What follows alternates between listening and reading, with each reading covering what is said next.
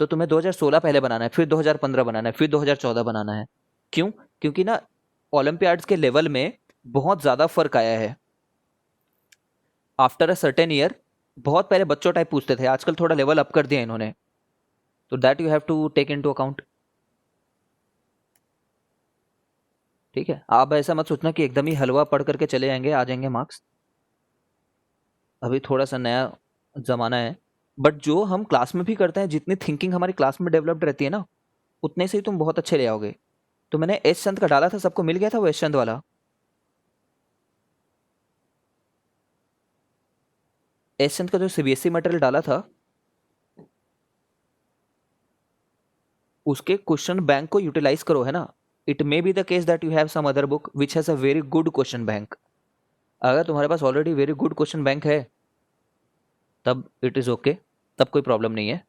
Otherwise वो question bank को बनाओ, वैसा होमवर्क है तुम्हारा।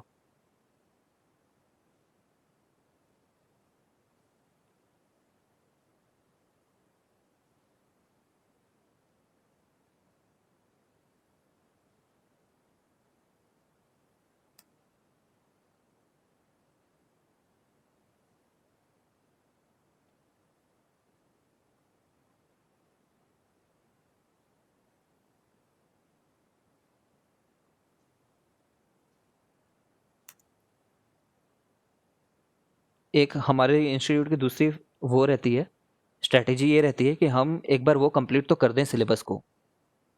ठीक है, सिलेबस कंप्लीट हो जाता है ना, तो ओलंपियाड दिलाने लायक बन जाते हैं। ठीक है, ये स्ट्रैटेजी बाकी इंस्टीट्यूट से थोड़ी हमारी अलग है। हम एग्जाम ओरिएंटेड नहीं पढ़ाते, तुम ये तो समझ ही गए होगे कि हम उसी पर्टिकुलर जो फर्स्ट एग्जाम हमारा आ रहा है ना, जैसे मान लो हाफ ईयरली आ रहा है, तो हाफ ईयरली में बहुत अच्छे मार्क्स आ जाएं, ये पर्टिकुलरली हमारा माइंडसेट नहीं रह पाता है, टू बी वेरी ऑनेस्ट। ठीक है, क्योंकि हमें ओलंपियाड्स में बहुत अच्छे स्कोर करने हैं, वो फ्यूचर बिल्डिंग चीज़ें हैं। ये तो सोसाइटी का प्रेशर है, मार्क्स 4-5 नंबर ले आओ एक्स्ट्रा करके। ठीक है, तो इसलिए हाँ, लेकिन एंड तक एनुअल तक बहुत अच्छा हो जाता है सबका। अगर तुम एनुअल तक आ रहे हो हमारे इंस्टीट्यूट में, you will be getting a good marks, decent marks. Half yearly में लोग परेशान हो जाते हैं, बट हमारे इंस्टीट्यूट में कि हाफ ईयरली में मार्क्स नहीं आए, ये है वो है, उतना नहीं, उतना तो खैर उतना नहीं रटा पाते हैं अपन। ये क्वेश्चन समझ गए थे क्या? तुमने आंसर नहीं दिया उसका, इज इट डायमेंशनली करेक्ट वगैरह? ये सीबीएसई का ही क्वेश्चन है। और देखो, जल्दी देखो, जैसे कि कोई भी एक बॉडी है, वो अगर यू से ट्रैवल कर रही है, इसका एक्सेलरेशन अगर ए है, तो इसका एस क्या होगा? यू टी प्लस हाफ, नहीं नहीं डायमेंशनली करेक्ट नहीं है सौम्या वो, है ना। U T plus half T square. ठीक है, तो ये क्या हुआ, ये क्या बताता है? ये टी सेकेंड तक का बताता है। समझ रहे हो? अगर मैं इसमें 5 डालूंगा ना, जैसे 5 डाल दिया मैंने इसमें, तो 5 सेकंड में कितना ट्रैवल हुआ ये बताएगा, 0 से लेकर 5 सेकंड में। समझ रहे हो? 0 से 5 के बीच का बताएगा। तो चलो, S1 में अगर मैं बोलूं, S1 इसका मतलब क्या हुआ? U1 प्लस हाफ A1 का स्क्वायर। मतलब क्या है ये? 1 सेकंड में कितना हुआ? 0 से 1 सेकंड में। S2 अगर मैं लिखूंगा तो क्या देगा ये मुझे? 0 से 2 सेकंड में कितना हुआ करके। ठीक है, देखते रहो।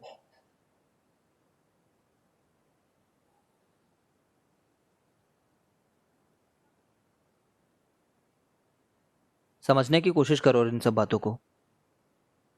ये जो है ना, 0 से 2 सेकंड में कितना हुआ है। ठीक है, नाउ एक एग्जाम्पल केस के हिसाब से देखते हैं हम। जैसे हमने बोला, जो लोग नहीं समझ पाए उनके लिए मैं बता रहा हूँ, थोड़ा क्विकली बता रहा हूँ। अगर ना समझ में आए तो पूछना यार। जैसे 20 मीटर पर सेकंड दे दिया मैंने, और एक्सेलरेशन को दे दिया 2। ठीक है, तो S1 क्या होगा इसमें? U, ये देखो U प्लस A/2, फॉर्मूला रटना नहीं है ये। ठीक है, तो 20 प्लस 2/2 मतलब 21 मीटर। मतलब 0 से 1 सेकंड में 21 मीटर। ये मैंने कराया क्या क्लास में?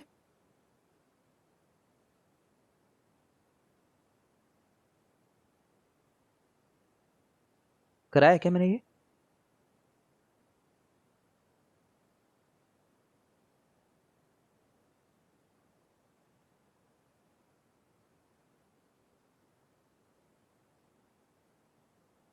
देखो 2 सेकंड में क्या हो जाएगा,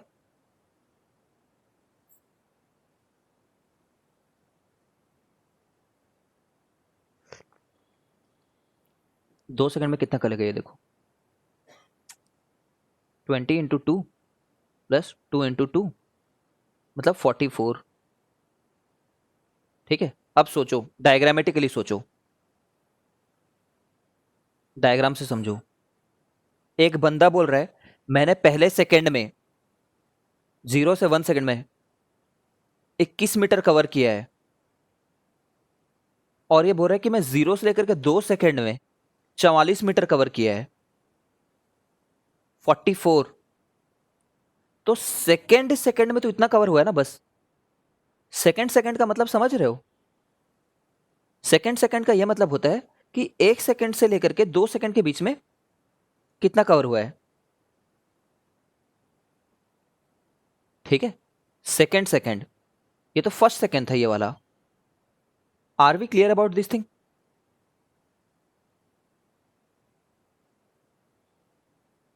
तो सेकंड सेकंड का आंसर, सेकंड सेकंड का आंसर क्या है इसका? दूसरे वाले सेकंड में, मतलब 1 सेकंड से लेकर के 2 सेकंड के बीच में कितना कवर किया इसने? डायग्राम देख के बताओ।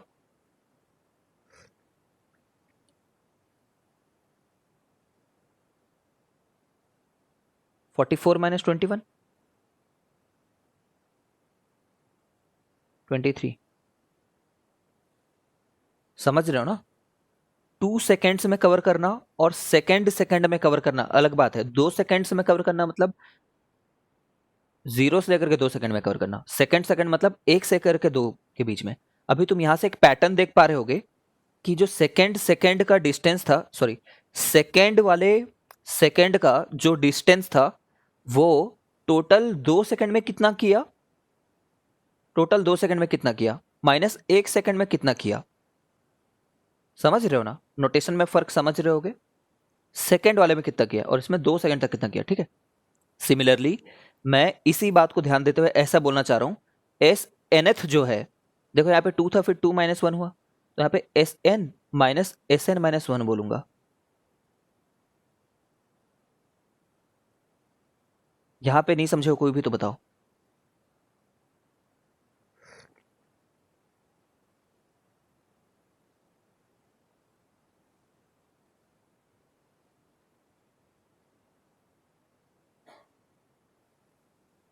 मेरे हिसाब से समझ गए होगे।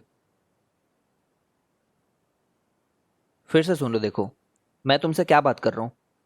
तुम पहले 4 सेकेंड्स में, जस्ट मान लेते तुमने पहले 4 सेकेंड में 80 मीटर ट्रैवल किया है, और पहले 5 सेकेंड में तुमने 100 मीटर ट्रैवल किया है, तो मैं तुमसे बोलूं फिफ्थ सेकेंड में कितना किया हो, फिफ्थ सेकेंड, तो तुम क्या आंसर दोगे?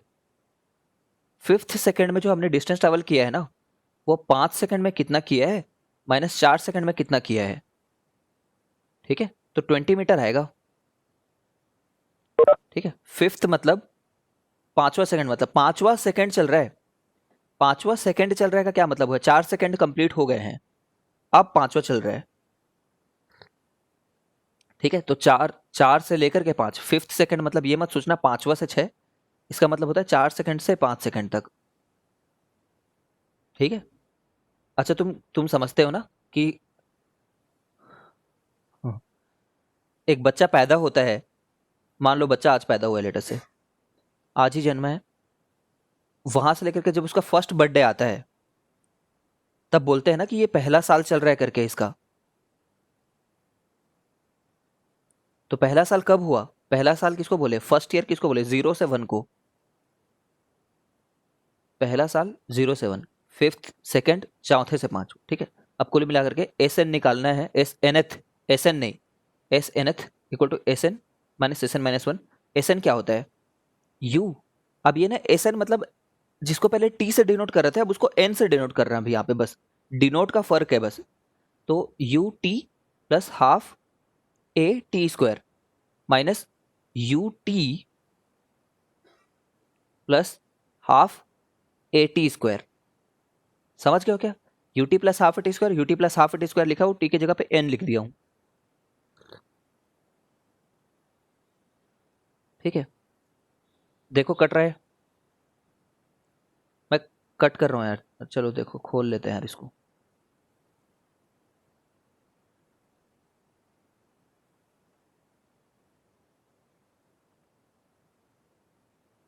देखना ना, एक बात ध्यान देना, मैं u को 1 से मल्टीप्लाई कर रहा हूँ, दिख रहा है? और वो u को 1 से मल्टीप्लाई किया ना, वो u बना है प्लस हाफ a n-1 का होल स्क्वायर। देखो un un कट जाएगा, ये u माइनस माइनस होकर के प्लस सामने में आ जाएगा, माइनस इंटू माइनस तो प्लस हो गया। हाफ a कॉमन ले लेते हैं, यहाँ पे भी हाफ a है, यहाँ पे भी हाफ a है। ठीक है, एक एन स्क्वायर, एक स्टेप और कर देता हूँ, चलो एन स्क्वायर माइनस इतना हो गया, है ना? ये तो जानते हो ना, ओपन करना, n square minus a square plus b square minus 2ab। ठीक है, क्या खुलेगा? ये 2n-1 खुल रहा है, ठीक है ना? ये इसको कट कर दिया, एक माइनस अंदर आया, एक बार माइनस अंदर आया। ठीक है, कैलकुलेशन तुम खुद से देख सकते हो। ठीक है, अब देखो S nth equal to u plus half of a 2n plus 2n 2n-1। ठीक है, ये हुआ हमारे लिए।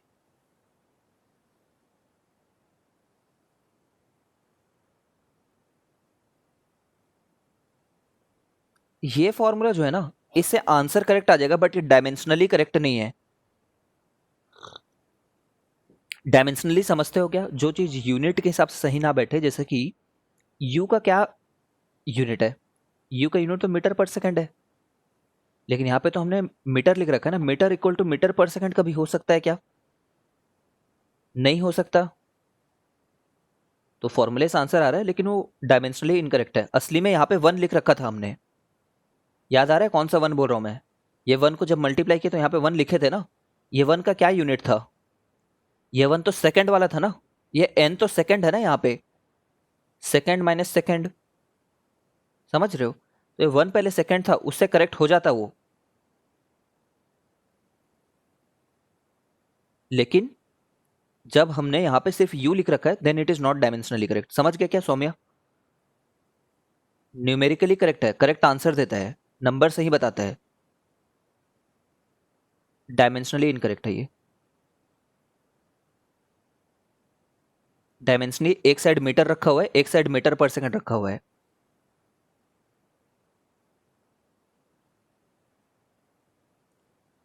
इतना पीट दूंगा, इतना पीट दूंगा, तुम्हारे नाक से खून निकल जाएगा। मैंने हार्दिक पांड्या का लुक ले लिया यार, उसने पिछले मैच में अच्छा खेला ना, मैं सोचा कि लुक ले लेता हूँ करके।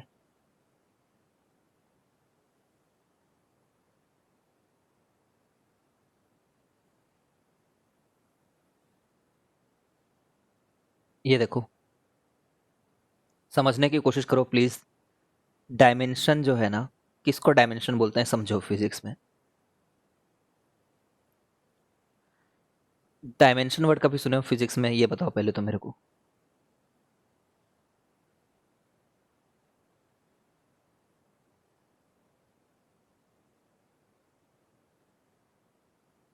नहीं सुने हो कभी? सुने? सुने हैं तो सुनो, सुने हैं तो समझ जाओगे जल्दी से।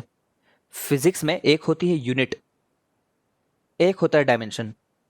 दोनों एकदम अलग अलग चीजें नहीं है, लगभग सेम चीजें हैं। ठीक है, लगभग सेम है।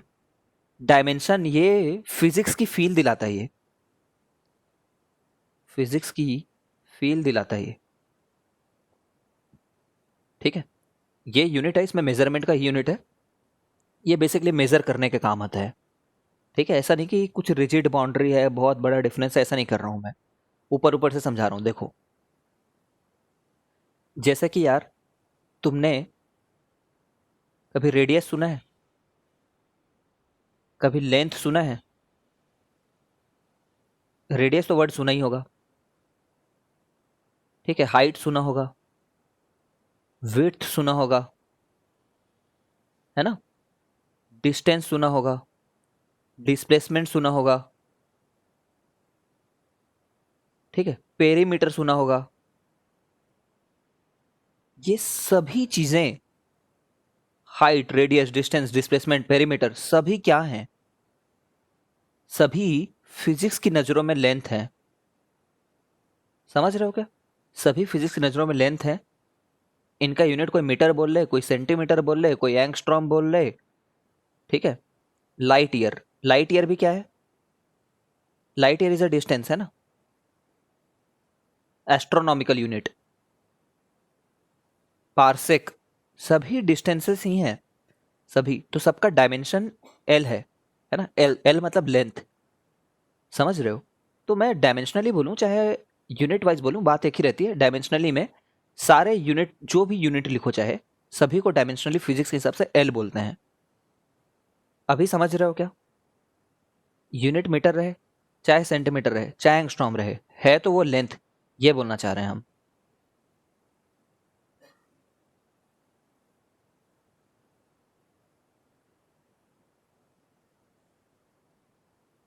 ठीक है, एक आखिरी बार, क्या समझना है तुम्हें?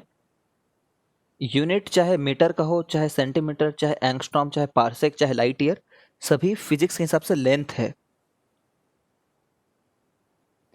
हम उन्हीं चीजों को जोड़ पाते हैं जिनके डायमेंशन सेम रहते हैं। जैसे कि 4 मीटर कपड़े को 5 मीटर कपड़े के साथ जोड़ सकते हो। कितना मीटर कपड़ा है तुम्हारे पास? 9 मीटर कपड़ा है। पहले तुमने सुबह 2 किलो खाना खाया था, रात में 4 किलो खाना खा लिया, तो तुमने टोटल कितना किलो खा लिया? ठीक है, इतना किलो कौन खाता है भाई? वामसी खाता है क्या?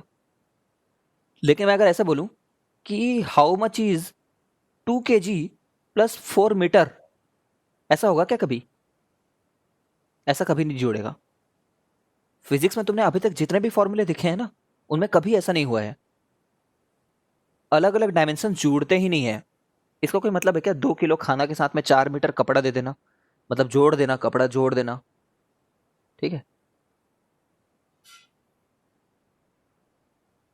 ठीक है, तो कोई बात नहीं, हम सेम टाइप के डायमेंशंस को ही जोड़ सकते हैं यार। ठीक है, हम सेम टाइप के यूनिट्स को ही जोड़ सकते हैं। तुम मेरे को अब लॉजिकली ये बताओ, force equal to mass into acceleration, सुना है ना? सबने सुना होगा। ठीक है, फोर्स इक्वल टू, अगर मैं बोल रहा हूं कि सम ए टाइम्स वेलोसिटी है करके, ठीक है, find units of A, find unit, ये ए एक्सीलरेशन मत समझो तुम, इसको ए नाम ना दे करके डी नाम दे देता है, मान लो। ठीक है, देखो वी जो है वेलोसिटी है बोल रखा है मैंने। ऐसे क्वेश्चंस आते हैं ओलंपियाड में भाई, समझना होगा हमें। ये फोर्स है बोल रखा है, एफ का मतलब तो वैसे कुछ भी हो सकता है ना, कुछ भी नहीं। उसने बोल रखा है एफ फोर्स है, उसने बोल रखा है वी वेलोसिटी है, वॉल्यूम नहीं है बोल रखा है। तो बोल रहा है कि डी का यूनिट क्या है, find unit of D, find unit of D. तो इस सेट जो चीज यूनिट है, इस सेट भी वही रहेगा ना। कभी तुम ऐसा बोलते हो क्या के जी इक्वल टू लीटर बोल देते हो क्या? कभी कभी ऐसा होता है? के जी इक्वल टू के जी ही होगा ना, कोई प्रकार का के जी ही रहेगा फिजिक्स के हिसाब से। के जी इक्वल टू लीटर तो नहीं हो जाएगा। तो इसका जो यूनिट है वही यूनिट इधर राइट साइड में भी होना चाहिए। मतलब अगर यहाँ पे न्यूटन है तो यहाँ पे भी न्यूटन ही होना चाहिए। तो डी को तो डी रहने दिया, डी को डी रहने दिया, अभी पता नहीं है। तो डी का क्या यूनिट हो जाएगा? Newton second upon metre. ठीक है, ये डी का यूनिट हो जाएगा। अब न्यूटन को भले ही तुम कुछ करना जानते हो, अगर तुमने पढ़ रखा है तो बदलो। ठीक है, न्यूटन डी को क्या करें? न्यूटन को केजी मीटर पर सेकंड स्क्वायर होता है, जानते हो क्या? न्यूटन इज केजी मीटर पर सेकंड स्क्वायर।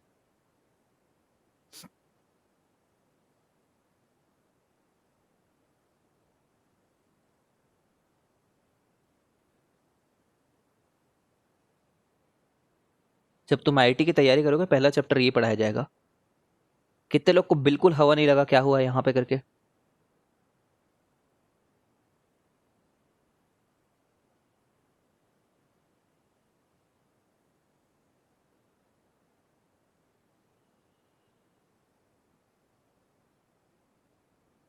तुमने कभी ये फॉर्मूला देखा है, v equal to u plus a t? देखा ही होगा। अगर ये वेलोसिटी है ना, तो ये भी वेलोसिटी ही रहेगा, और ये दोनों मिला करके क्या रहेंगे? वेलोसिटी ही रहेंगे। समझ रहे हो? अलग अलग नहीं हो सकते। तुम करके देखो, ये तो मीटर पर सेकंड है, ये भी मीटर पर सेकंड है, एक्सीलरेशन मीटर पर सेकंड का स्क्वायर है, और टी क्या है, सेकंड है। ठीक है, तो हर चीज मीटर पर सेकंड ही है, समझ रहे हो। अगर मैं बोलूं कि ये फॉर्मूला करेक्ट है करके, ये वाला अभी देखना,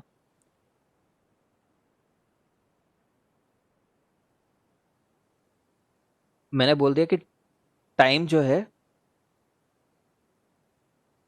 वो 4 इंटू, चलो कुछ दूसरा सोचते हैं, pressure equal to mass upon, pressure equal to mass upon, कुछ बोल दिया मैंने, एक्स है। तो एक्स का यूनिट बताओ बोला मैंने, कि अगर ये फॉर्मूला करेक्ट है तो एक्स की क्या यूनिट होगी। तो यहाँ पे तुम प्रेशर का यूनिट लिखोगे, यहाँ पे इन सब की यूनिट लिखोगे, फिर बताओगे एक्स का क्या यूनिट है। कोशिश करो।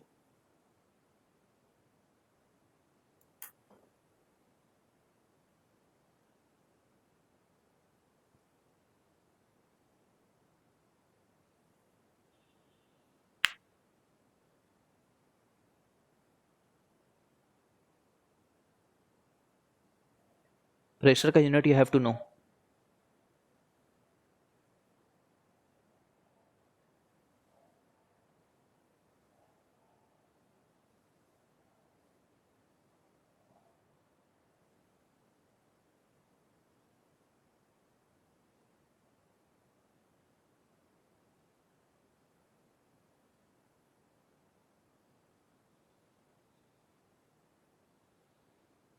कोई नहीं बता पा रहे हो क्या? सब गधे हो गए हो?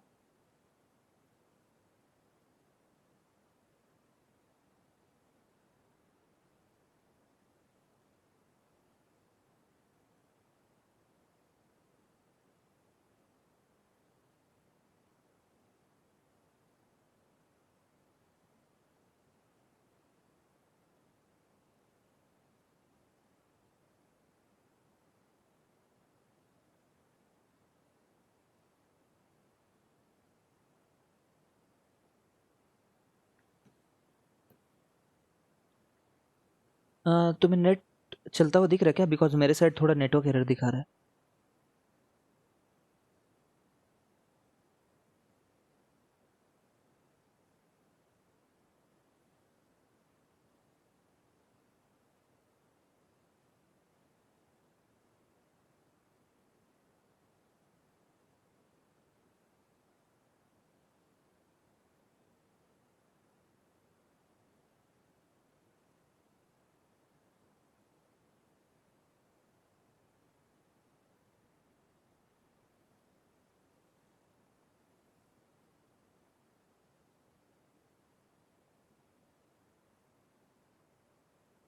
ठीक है, चलो देखते हैं एक बार।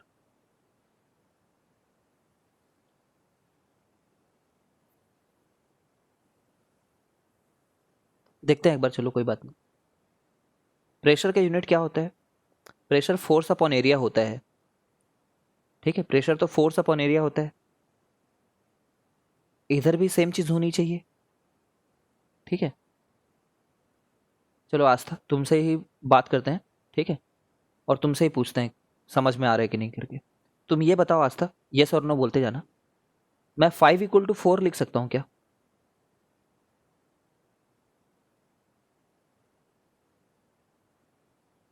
ऐसा कर सकते हैं क्या? बिल्कुल नहीं कर सकते। बताते जाओ एक बार।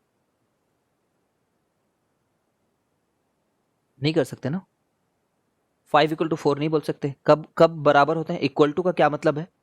इक्वल टू का मतलब है जब दोनों साइड एकदम बराबर हों तभी इक्वालिटी डालते हैं। मैं एप्पल इक्वल टू मैंगो कर सकता हूँ क्या? ये भी नहीं कर सकता। समझ रहे हो?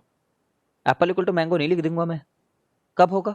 जब इधर भी एप्पल रखा हुआ हो और उधर भी एप्पल रखा हुआ हो। ठीक है, सिमिलरली मैं फोर्स इक्वल टू क्या लिख सकता हूं? फोर्स ही लिख सकता हूं ना। मतलब इधर चाहे जिस भी फॉर्म में हो, दिख कैसा भी रहो, होगा क्या वो? होगा तो फोर्स ही ना। समझ रहे हो? होगा फोर्स ही, वो होगा ही फोर्स। तो अगर ये दोनों चीजें बराबर है तो इनका यूनिट भी बराबर होना चाहिए ना।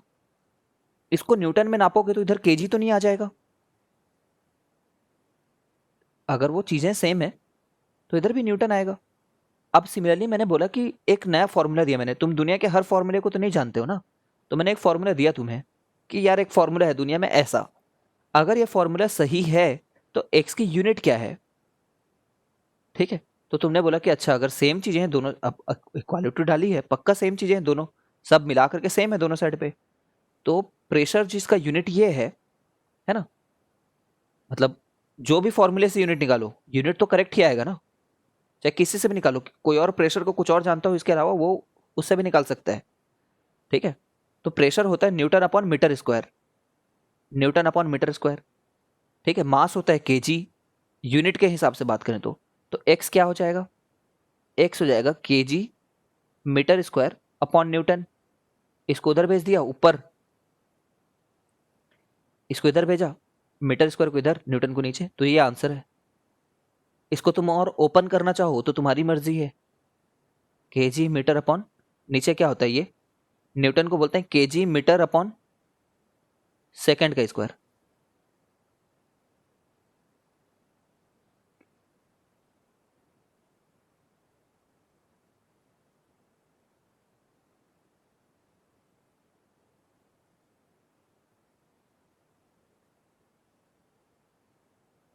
ठीक है, तो मेरा आंसर तो ये आ रहा है, एस का स्क्वायर आ रहा है, इसका यूनिट जो है ना सेकंड का स्क्वायर रहेगा यूनिट।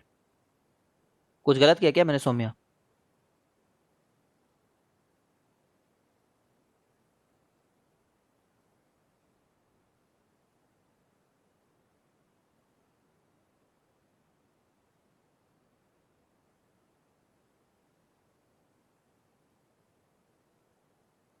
सौम्या प्रमाणिक, मैंने कुछ गलत किया है क्या?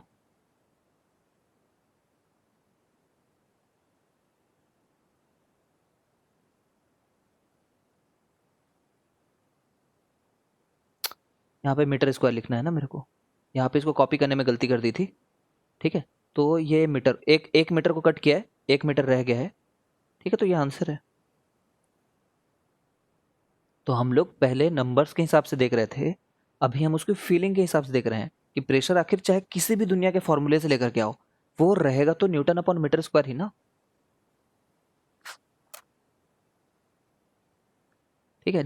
जिनको देखो समझना था वो समझ गए होंगे, जिनको डाउट है वो मेरे को बाद में अलग से भी पूछ सकते हैं, प्लीज़ ऑफेंडेड मत होना, बट ये सब चीज़ों को थोड़ा सा समझने के लिए अपन को ना, मतलब एक स्टेप आगे का सोचना होगा। कभी कभी किसी को टाइम लग जाता है तो don't feel bad about it, ठीक है, don't feel bad about it, वो धीरे धीरे आ जाएगा समझ में। यह हमारे 9th क्लास से रिलेटेड नहीं था जो अभी पढ़ रहे थे।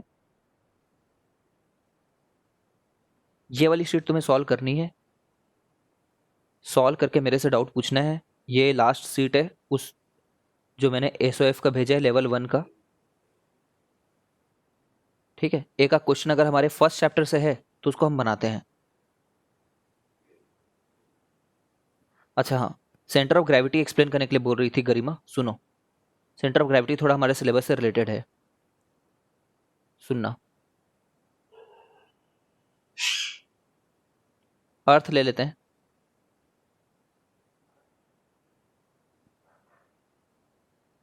ठीक है, अर्थ को ले लेते हैं। अच्छा देखो, पहले सेंटर ऑफ मास समझते हो क्या, सेंटर ऑफ मास क्या होता है करके? सेंटर ऑफ मास जहां पे इफेक्टिवली मास रखा हुआ है, एकदम अगर रफली समझें तो, जैसे जब हम किसी चीज की एनालिसिस करते हैं ना तो चीज बहुत कॉम्प्लिकेटेड घूम सकती है, बहुत कॉम्प्लिकेटेड मूव कर सकता है, बट उसका centre of mass simple path को फॉलो करता है। जैसे एक बॉल को ले लो, अगर एक बॉल लिए और बॉल को फेंके तो बॉल तो ये वाले पाथ में जाता है, ठीक है, धरती में बॉल को फेंको तो इस वाले पाथ में जाता है। बट अगर एक तुम ये ले लो गदा, हनुमान जी के गदा, और इसको फेंको ना तो ये कैसे जाएगा मालूम है? ये ऐसे टाइप का जाएगा, देखना, पूरा घूमते हुए जाएगा।